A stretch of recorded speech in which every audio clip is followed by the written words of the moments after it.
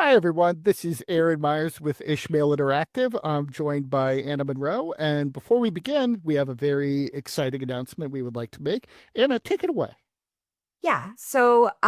After careful consideration and a lot of pride, we're so excited to announce that we're actually going to roll back the podcast episodes from every week to twice monthly. And there's a few reasons for that. The first one is that we want to be able to spend more time with our speakers that we routinely interview on this channel, and be able to really go into the conversations more, to be able to create more awareness of those conversations. Feel like people are giving us their time, their expertise. That's kind of what we owe them. The other thing that we're really excited about is that this will give us a more of a chance for our audience to interact with each episode. So we're going to shift again from 4 episodes per month to 2 episodes per month. It's going to be an amazing change. We've actually, I don't know, Aaron, if you've been keeping count, but we're over 30 episodes in Ishmael Interactive's Wild. Pod. I know, it's crazy. We have 2 tracks. We have the speaker series track, and then we have our strategic analysis track. Um, and I'm so excited, I know you are too, to continue highlighting interesting people doing interesting things in interesting contexts, and also providing like no frills analysis of CX trends and offerings, with a touch of humor always, right? There we go. And as Thank always, go to ishmaelinteractive.com and hit that subscribe button for all of that content. Hi, everyone. This is Aaron Meyers at Ishmael Interactive, and I am joined with CEO Ana Monroe. And today you. we're going to talk about synthetic data. Synthetic data. Here we It, go. yeah, big topic, new topic, sort of on everybody's lips as a thing that's coming up. Yeah. So, just to start off with the basic, what is your understanding of what synthetic data is? Oh God, I thought that the way this conversation was going to go is you were just going to tell me what it was, because in my understanding, to answer the Yeah, question, in my understanding, synthetic data is entirely fabricated customer data pulled together by AI systems, and then like kind of zhuzhed around into different scenarios so that you can like basically role play with your AIs like customer situations and not have to use real customer data or actually talk to them. Is that accurate? it is about 90% of the way there, but now we get to talk about the other 10%, which is always good. Okay. So What's the other 10%? it is based on a model or algorithm. It's not always AI generated. It's paired with AI in topics of conversation very commonly because many of the major players in AI are running out of data that they can easily or affordably get. Right, I did read that. Actually, Yes. the internet, I mean, I think Jan LeCun said that in his talk um earlier this year at some AI conference, that like they've run out of they've already read the whole internet. It's over now. Yes, yes. So to give you an example, the last estimate I read, and it's proprietary, so there's only estimates out there for Google Gemini, is that they are using roughly 30 trillion tokens in their training corpus. Tell me what a token is. A token is just a bit of information. So 30 trillion is roughly about the size of 300 million novels. If you were going to equivalent that to something that is relatable. You know, the average novel Okay. you would get at a bookstore, about 300 million of those is their training corpus. Okay. Yeah, I mean, that's a big number, but it's not like the biggest number I've ever heard. it's significant. It's significant because it is hard to source that, especially without Right. going into That's people's proprietary things. Yeah, that's my Um, thinking. It's like, yeah, that's a big number, not because it's a big number, because it's actually not a very big number at all. It's a big number when you think about like, are there 300 million novels in the world? And the answer is like, I don't think so. I don't think There's a so lot, either. but Yeah. I don't think so. Yeah. So we have that. It's based on models and algorithms. It is, if they are doing it well and in a way that is recommended, often blended with real data. Oh, good. So, but not in Yes. ways that anyone's like written down, I Uh, assume.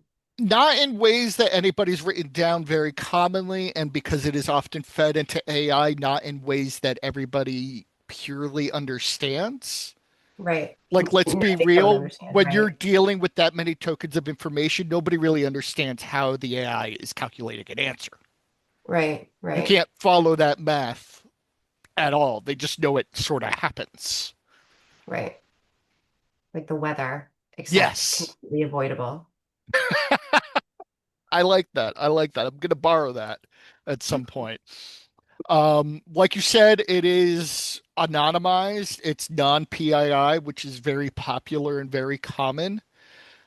Well, they People, say it's non-PI. I just want to, I mean, it's proprietary. That's what they say. But like, I don't know about you, but my identity has been stolen on the internet at least a dozen times at this point, at least. well, the synthetic data is synthesized to get around needing PII information. Right. Okay. Yes. So it'll be very common that people will get a small training set of data that has PII, and then they'll expand with synthetic data so Sure. they don't have to keep going through the laws, regulations, and steps of getting information and storing it safely.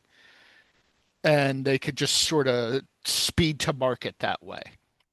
So circling back to the novels kind of metaphor, Yeah. what this synthetic data strikes me as is like kind of really, and pardon my French here, like shitty fiction.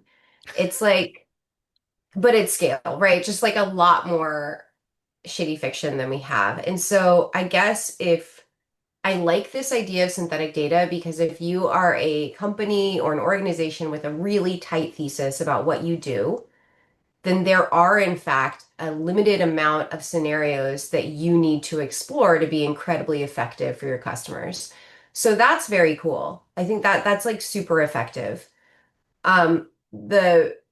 The downfall or like the kind of the downside of synthetic data that I see is that it is just so big, right? Like I think it will take a lot of really strong organizational discipline, a lot of very kind of evolved management to keep an organization on track that's using synthetic data because the problem used to be like, how do we get this data? Like, this is the same problem we had in EDX, right? The problem with using compiled indicators as a four-person team with three halftime details used to be, how can we get all this data? Composite indicators, compiled indicators, the theory's been out there for at least, 65, 70 years Yeah. post-war, probably longer, let's be honest, but nobody could get that amount of data. Well, now our problem is the opposite problem. We have like far too much data. It's just how do you make sense of it? And so using synthetic data is like you're kind of like making more data, but you're avoiding those PII issues and being able to game out like every customer situation. But you have this other problem, the opposite problem of just like an embarrassment of riches. Is that accurate? So the big problems, it's an embarrassment of riches, but an embarrassment of riches because it reinforces the bad ideas you couldn't avoid before. Oh, I had not gotten there. Right. If you So have like stuff that's actually not working, but nobody's really figured out what it is or why or named it, it's just going to perpetuate those things, I guess. yeah, it's sort of like when you get one of those big TV shows, a Lost, a Breaking Bad, and then it I think you hits just dated big. yourself, Aaron. I think that it would be what is it like now, like Severance or If like they're watching on video, they see my beard, I'm already dated. Truth. Okay, fair. All Yeah, right. yeah. But you know how when something like that happens, the next 20 shows that come out are like that? They try to Yes, copy the formula. I'm deeply, deeply still annoyed by the Lost era because Yeah, no one else did it particularly well. Okay, but sorry. and the problem is they repeat everything, including the mistakes, to greater Right magnitudes. on. That's true. So because this synthetic data is based on a model or an algorithm, which is really just an arrangement of data conforming to assumptions, then those assumptions are going to increase the reinforcement of the new model that you're making based upon this training, this synthetic data. and it's going to kick out more outliers and make them look even more rare. Yeah, yeah. Oh dear. Yeah. So Yeah. at a certain point, and I think I talked about this in our what we're into, um, at a certain point, you're saying more about your assumptions than the actual problem you're trying to solve. Oh, yeah, snaps. Yep. Yeah. Yeah. I would say that deploying this so that you don't end up in that like dead end alley that it sounds like you're kind of running towards if you use it too much Yes. is to kind of this is okay, I'm going to go out on a limb here, but this is as a if I were the leader of a team and I had access to synthetic data or the models to run it, if I was working with like Qualtrics, Medallia, places like that, I would absolutely use synthetic data, but I would continue to support sort of the human-centered research practice that we built just because there's always gonna we need to kind of continuously push against the like more and more about less and less um, Yes. that you absolutely are gonna run into in synthetic data. And it's an odd thing because it feels like, well, you have more data and you should continuously become more. But that's not true because it's self-referential. It's like Hmm. definitionally navel-gazy unless you're like injecting new data. And the only way to get new data is to actually talk to humans because we know that talking to humans, human to human, is incredibly expensive because it is like time is money. Um, you do have to take this hybrid approach, it sounds like. This is why you need the real data. This is why you have to constantly confirm and reaffirm the model you're using to generate synthetic data, because somebody has to tell you early when the model that is creating that data has run off the rails. Okay, this seems like a great place to interrupt and to mention Ishmael Interactive's HCD Discovery Guide. It is the only step-by-step manual for customer-centered research that exists. It has been field tested in organizations from 340,000 people down to small teams of about 12. We know that this guide is the way that you can take away the expense of customer research while maintaining the rigor and replicability that you need to serve your organization. So check out the HCD Discovery Guide wherever you buy books. It's available on Amazon, Barnes & Noble, or on ishmaelinteractive.com. Here's a special offer. If you buy the book from ishmaelinteractive.com, you also get the ebook version for free. So check it out, the HCD Discovery Guide, and make sure that alongside your synthetic data, you're also deploying real human intelligence. Well, it doesn't even have to run off the rails, right? Like, let's not overstate the Yeah. problem. It could just, Hopefully it doesn't get there before somebody right. says something. It just gives you limited returns, right? It's just like it the bounce is not as big after the first time. It's just continuously sort of bouncing less high each time. And if the bounce is known is like the parallel to the payoff. Is that accurate? Yes and no. The problem or the trap that several companies have already fallen into is that they are using synthetic data to patch data holes or gaps in things Right. that they have never collected, Right, right. in which case it's not even a bounce, it's a false signal. It is So that's a different problem. it Then is that's an doubling additional problem. yeah, it is doubling down and adding confidence to things that are not actually becoming more right. Yuck. Wow. Yeah. It's quite a set of pitfalls there. It also costs a ton, right? It just costs Yes. a lot of money. And so I wonder if synthetic data is ever going to be like a really viable tool for like a moderately sized organization or even a large organization that's just counting their pennies. And I'm talking about like really massive nonprofits like the Red Cross, like the Doctors Without Borders, Medicine Sans Frontiers, but I don't speak French and I'm always worried about my French pronunciation, so I'm sorry to everyone who speaks French.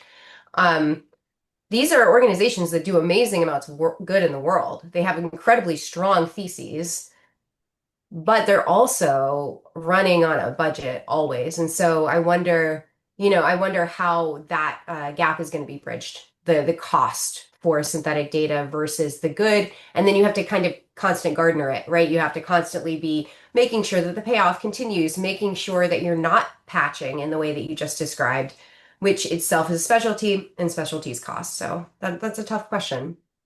It's there there's a good argument for doing a model or an algorithm for synthetic data that is open source and can be Totally. crowdsourced with a stewardship kind of model.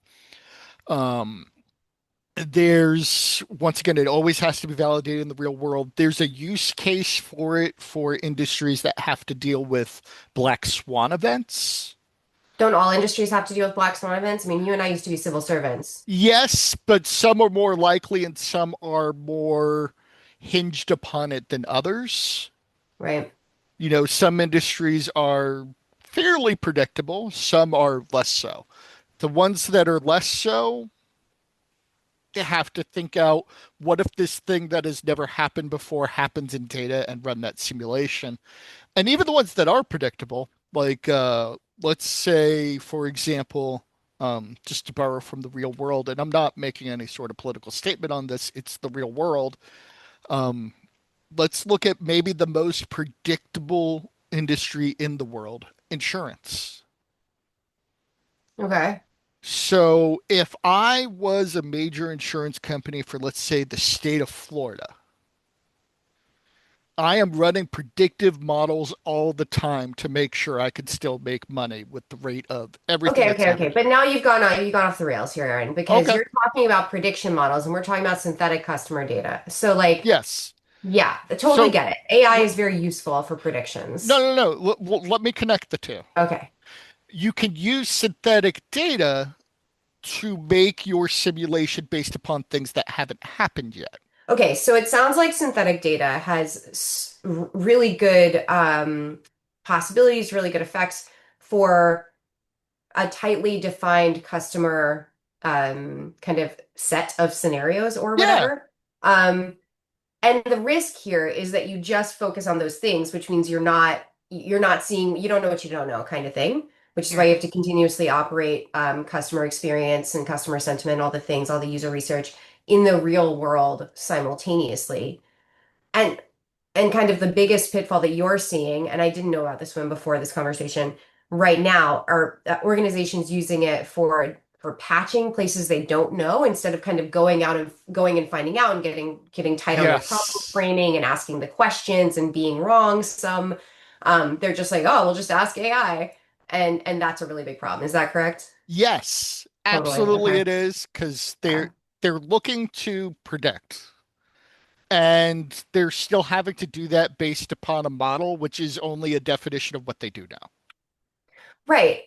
Yes. And I think that my biggest concern here, almost always, and maybe this is because of my background, I'm just concerned with like the base cost, right? Like, especially in an Yeah. organization that's tight on cash. Like, if you are Walmart, then like you're doing fine. You're getting customer sentiment, customer data, synthetic customer data is absolutely the move to take.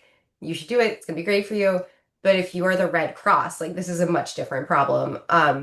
And so it'll be interesting to see the evolution of synthetic data because I do think that if like a company that is using this offers somehow they figure out like a discount or something for organizations like the Red Cross who do really important work at places where people are in dire straits, like it's not necessarily, it needs to be really well thought out, I guess. I could see it going wrong is my concern. Yeah. Yeah. Yeah, So something I came in wanting to ask you, because I think it is highly relevant here. We only heard about synthetic data because at some point AI grabs most of, if not all, the internet. It's got all the information, right, right? You've been working with machine learning and AI since before it was a headline in the news. right. At what point are we only squeezing marginal benefits out of the tube here? Oh my Like, gosh. it's so expensive. And is there really a difference between a corpus of 30 trillion and 20 trillion pieces of information? Okay, great question. And I'm going to answer it in the smallest way possible. Smallest Yeah, way possible. First, I'm going to turn absolutely. around and look at, I have this book on my shelf. I do, thankfully. Okay, so my graduate degree is in this really niche area of design called it's like speculative design. Basically, it's like using like near future. It's like using your imagination, professional imagination using. And there's this great book called The Manual of Design Fiction. It's very popular if you're a design person. Um, from Julian Blecker and Nicholas Nova and all these people who work, I think, in Europe. And basically, it's like how to create these fictional scenarios in the near future. And this lab that did this like worked with IKEA about 10 or 15 years ago to make an alternative IKEA catalog. And they didn't do the whole thing, but they kind of imagined what life would be like for IKEA customers in the near future. And they came up with like cool ideas for like new products for IKEA, and that was cool. My question, pertinent to yours, is if we're operating at that scale and nobody can map back the reasoning for the outputs, the production of the AI, because like what is the difference between 27 million tokens and 30 million tokens? Like who cares? Yeah. And it costs a lot. Where does the cost of hiring a few imaginative people who can tell you why they made the choices they did, where does that get cheaper than running the AI model? Like if you can't possibly consume the amount of product, the amount of output that the AI produces, which you can't, and then you just have to run the AI again to make sense of that thing, what precludes you from just like hiring a person in the world and being like, can you write me 9 to 11 fun stories? Yeah. Use your It's imagination. at a certain point, this reminds me of when advertising the megapixels on a digital camera got silly. Yes, yes, who cares? Also, Yes. everyone still just likes medium format. I'm just going to put it out there. It's still great. So all of this being great, you could go faster if you don't have to worry about PII, validate the thing. After a while, why are we talking about megapixels? It's very that's kind of my bottom line here. So this is my final statement on this because I think we've now, for me, I have now Yeah. gotten to the snake eating its tail. I was writing the kind of accompaniment to a podcast that's coming out around like, is AI going to take middle management's job? Spoiler alert, no. Um, and here's why, because if you have to have a person or a team that's whose job it is to consume the like tens of thousands of fictions that this synthetic data producer AI thingy creates, and then they have to use AI to understand and they have to filter it down to lots of insights that you can then implement as an organization, then there's no point. And you'd be better served just asking the human, it, what are you doing? You know, you're just and on top of that, what you're I think the bigger, more insidious risk to organizations is that AI is definitionally an individual tool, right? Yeah. You're not working across silos when you do this. You are not talking to people who see things differently. It is more and more about the individual human with the individual tool, and that tool is like unmapped and unknown. Can you afford that? Can you afford to have like Steven just spending more time by himself at his desk? Is that what you want? Is that going to serve your Yeah. organization? If it does, that's great for you. But these are the questions that like team leaders, middle management, C-suite needs to be asking themselves because it is the opposite of what the entire like 21st century workplace culture has and management gurus have always said, which is our biggest problem is working across silos. AI is a tool for silos. Yeah. Yeah. And that's a thing to take seriously. Yeah. It's even worse. It's a tool that is only going to tell Stephen how to justify that he is right. Oh no. Yeah.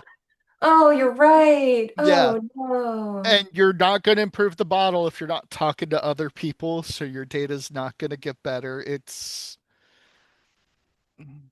So we got some benefits of yeah, synthetic data for sure. We got some risks of like using some data when you really can't, absolutely. like go out and like get your own data. We have a solution which is sort of running synthetic data as you can afford it, um, but maintaining the kind of like human research practice as you can afford it, because again, super expensive as we know. You and I spent years doing it. And then we have these kind of like really deeply problemy things for organizations, including the continuous individualization of work and like if you have to have something that's cheaper than running synthetic data at the market level, like where does that cheapness come from? Yeah, And then there's also the idea that like the end of the day, is it actually cheaper to get someone to use their imagination and then tell you why they made their decisions rather than running an AI over and over again? yeah, Yeah, this is a tough one. I mean, it I think is. everyone should use synthetic data, but it's just it seems like there's a lot of there's a lot of narrowness and discipline that's going to have to be used to do it well. Absolutely. Absolutely. Um, Well, thank you. From us here at Ishmael Interactive, I think I could just cap this off by saying sometimes it's just more effective and cheaper to go talk to somebody. That's our take on synthetic data. for right now. See you later. Bye. Hey, thanks for joining us today on Ishmael Interactive's CX Pod. I hope you enjoyed it. If you did, head on over to ishmaelinteractive.com and hit subscribe. When you do, you get the full podcast delivered to your inbox, articles providing context and meta analysis to the interview, behind the scenes commentary from our leadership team, offers and discounts on Ishmael Interactive products, services, programs, and systems. Thanks for listening and see you soon.